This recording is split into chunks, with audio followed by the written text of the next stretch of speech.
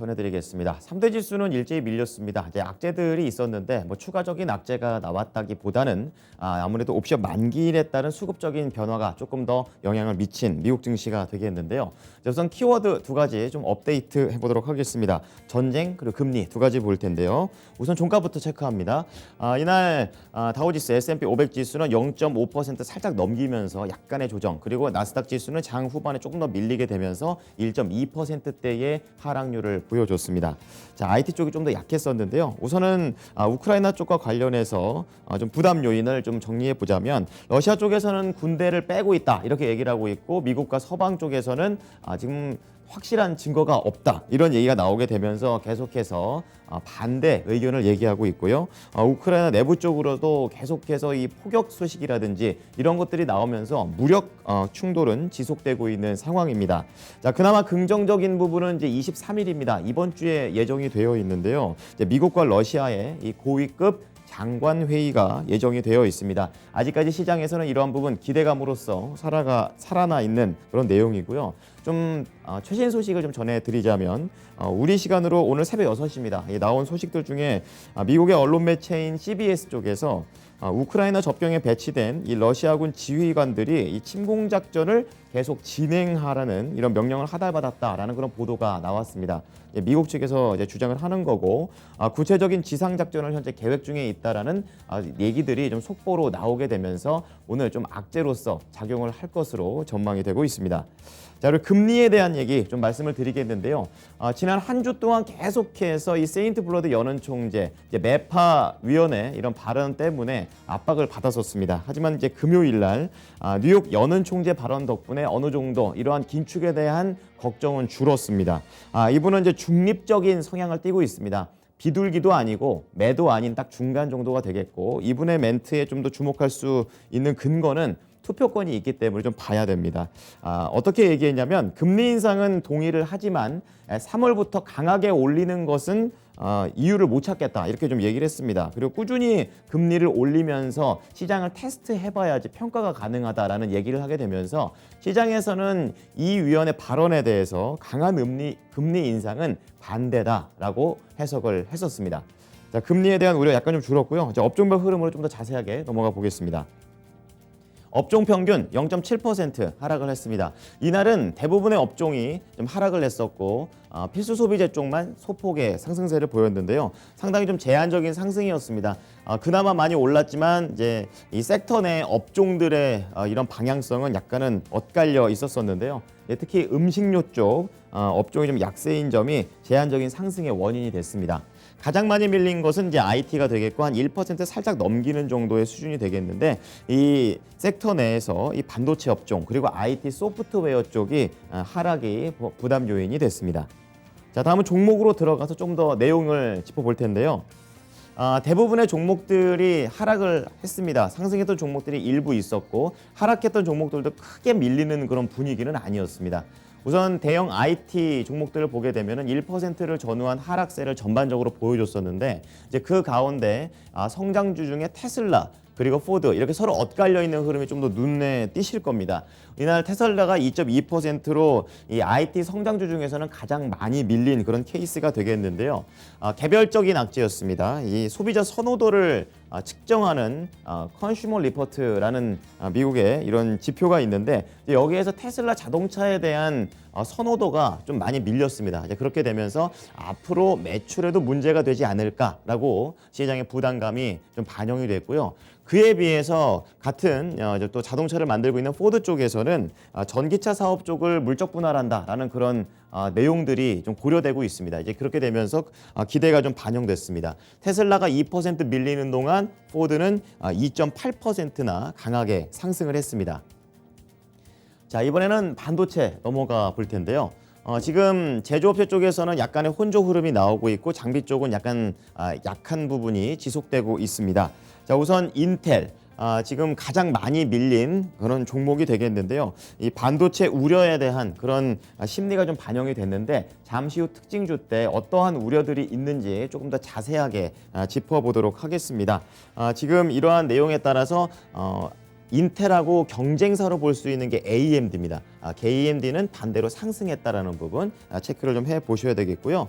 엔비디아의 하락세가 계속되고 있습니다. 이날도 한 3.5% 밀렸는데요.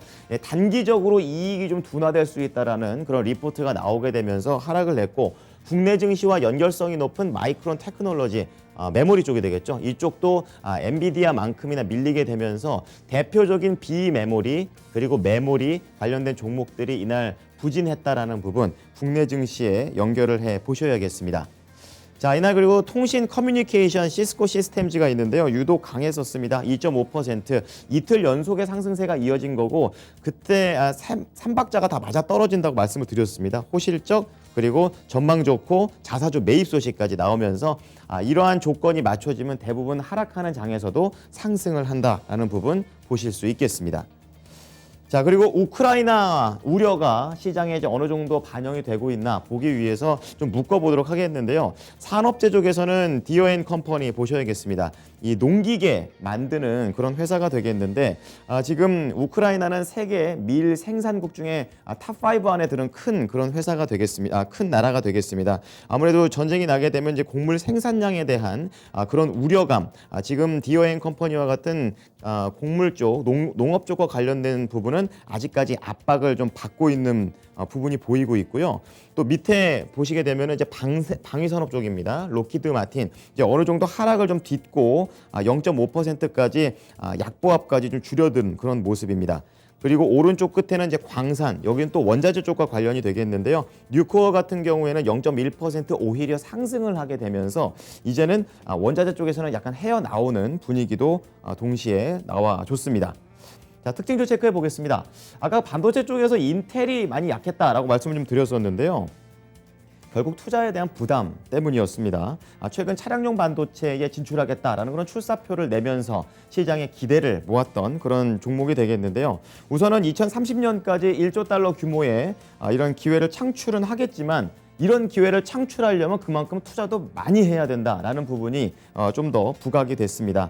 실제로 올해 마진 역시 작년 대비 급감한 것도 이러한 부분을 좀 반영하는 것 아니냐라는 시장의 의문이 나오게 되면서 목표 주가를 하향 조정했습니다. 자, 그렇게 되면서 갭 다운으로 크게 좀 밀렸었고 장중에 좀 더 많이 밀리면서 최저치를 기록했지만 다행히 약간은 낙폭을 줄이면서 5.3%의 거래를 마쳤습니다. 자, 두 번째는 약간 생소한 종목입니다. 리벤타 코퍼레이션이 되겠는데요. 이 자동차 배터리에 들어가는 핵심 연료 중에 하나가 이제 리튬이 되겠습니다. 이 리튬을 만드는 그런 기업이 되겠습니다. 우리나라 2차 전지 배터리하고도 좀 연결될 수 있을 것 같아서 가지고 왔는데요. 장 마감 후에 실적을 발표를 했습니다. 매출이 1억 2,300만 달러, 주당 순이익 0.8달러. 지금 모두 전망치를 상회하는 긍정적인 내용이 나왔습니다. 거기에다가 이제 앞으로에 대한 전망 역시 긍정적으로 나오게 되면서 연간 예상 실적 역시 시장의 예상치를 상회했습니다. 자, 그렇게 되면서 리벤트 코퍼레이션은 2.4% 올랐고요. 22달러까지 안착을 하게 되면서 2차 전지 소재 쪽에서는 긍정적인 흐름을 보여줬습니다. 자, 유럽 체크해 보겠습니다. 우크라이나 얘기를 또 할 수밖에 없는 그런 상황인데요. 전반적으로 이러한 내용 속에서 하락을 했습니다. 지금 러시아 쪽에서 좀 강경한 입장을 보이고 있다는 게 좀 악재가 되고 있고요. 우크라이나 내에서도 좀 내부적으로 좀 시끄러운 상태인데 그러니까 러시아 쪽하고 친한 이런 분리주의자들이 지금 우크라이나를 좀 안에서 좀 더 공격을 할 것이다라는 걸 좀 예고를 했죠. 이렇게 되면서 유럽 증시에는 좀 더 초반에 부담 요인이 커졌었습니다. 독일이 1.4%로 가장 많이 밀렸고요. 나머지 이제 영국과 프랑스 같은 경우에는 상대적으로 좀 줄어들게 되면서 약세권에서 거래를 마쳤습니다. 상품 시장 보겠습니다. 자, 유가가 이제 좀 계속 밀려 내려오고 있습니다. 뭐 120달러까지 간다 그런 얘기가 있었지만 어느 정도 이제 우크라이나에 대한 우려보다는 이제 이란 쪽과의 핵 합의에 좀 더 포인트를 맞췄습니다. 0.7% 하락하면서 91달러. 장중에 이제 90달러 잠깐 내려오기도 했었습니다. 91달러에 거래를 마쳤고요. 그리고 구리 가격은 이제 중국에서 이제 베이징 올림픽이 끝나고 난 다음에 이제 본격적으로 성장에 좀 돌입을 한다라는 그런 내용이 반영되면서 강보합으로 거래를 마쳤고요. 이날 안전자산들은 약간은 좀 부진한 모습이었습니다. 금값은 이제 0.1% 밀리면서 1,899달러, 이제 거의 1,900달러 근처까지는 올라와 있죠. 밀렸지만 그래도 안전자산 선호 현상은 계속 된다는 얘기입니다. 그리고 10년물 국채금리 수익률 3.2bp 하락을 하면서 1.9%대 초반까지 내려오면서 거래를 마쳤습니다. 자, 현지 연결해 보겠습니다. SH인베스트먼트 김선영 연구원입니다. 연구원님, 안녕하세요. 예, 안녕하십니까. 네. 자, 3대 지수 일제 하락하면서 거래를 마쳤습니다. 어떠한 재료가 있었습니까? 예, 러시아와 우크라이나 간 무력 충돌 가능성이 지속이 되면서 지난 금요일 뉴욕 증시는 3대 지수가 모두 0.7에서 1.2%가 넘는 하락으로 거래를 마쳤습니다.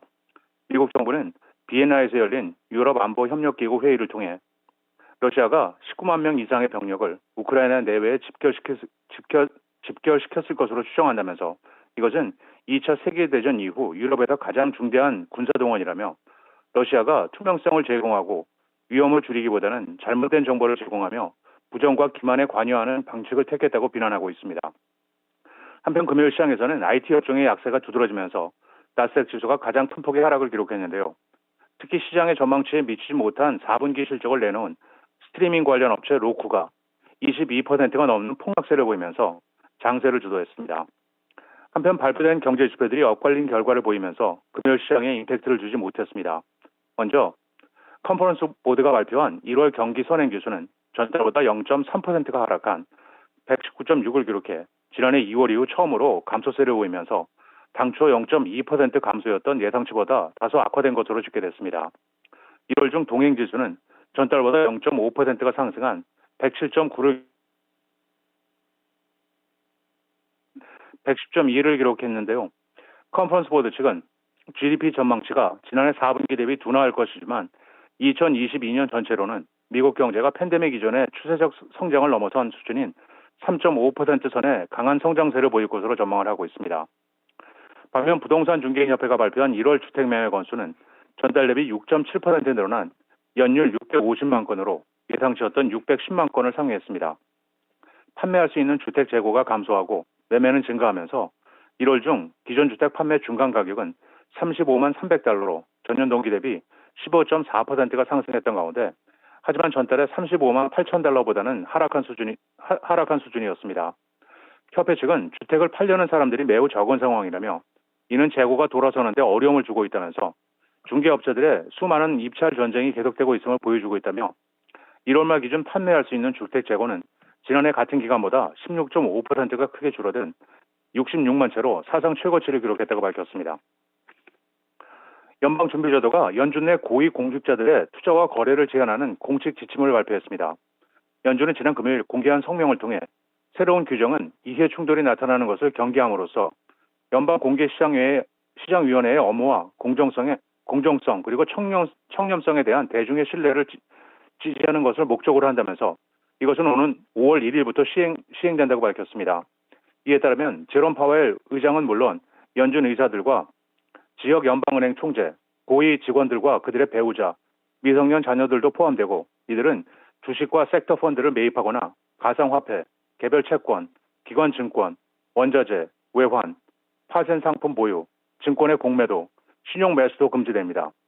금융시장 거래와 관련해서는 사전 승인과 45일 전 통보가 의무화가 되며 허용된 투자 기간도 1년간 보유해야 하며 새 정책이 시행되면 30일 이내에 증권 거래를 공개해야 하고 규제에 적용을 받는 공직자들은 금지 자산을 12개월 내에 처분해야 하고 신입 공직자들은 6개월 내에 이를 처분해야 하며 마지막으로 통화정책 전후 거래가 금지되는 기간은 기존 FOMC를 앞두고 당국자들의 발언이 금지되는 이른바 블랙아웃 기간에서 회의 이후 1일을 더 연장하기로 했다고 밝히고 있습니다. 네, 이번에 종목 소식 넘어가 보겠습니다. 소매 쪽과 관련해서 이 달러트리와 관련된 소식이 있는데요.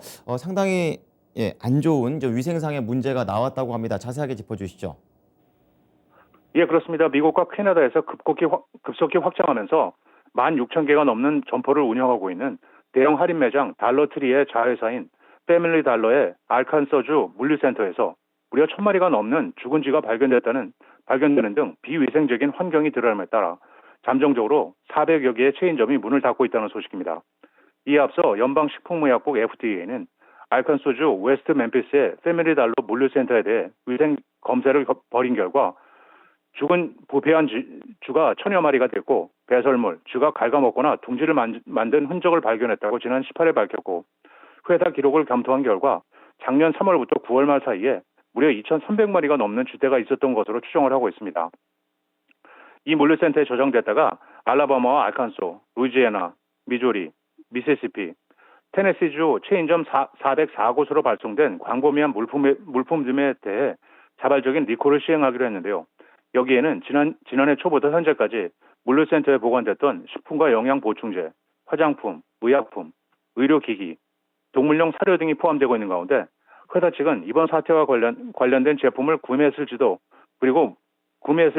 모를 고객들은 영수증 없이 구매한 점포로 제품을 반납할 수 있다면서 리콜을 신속하게 수행하기 위해 관련된 점포들을 잠정적으로 폐쇄했으며 가능한 빨리 재개점하겠다고 밝히고 있습니다.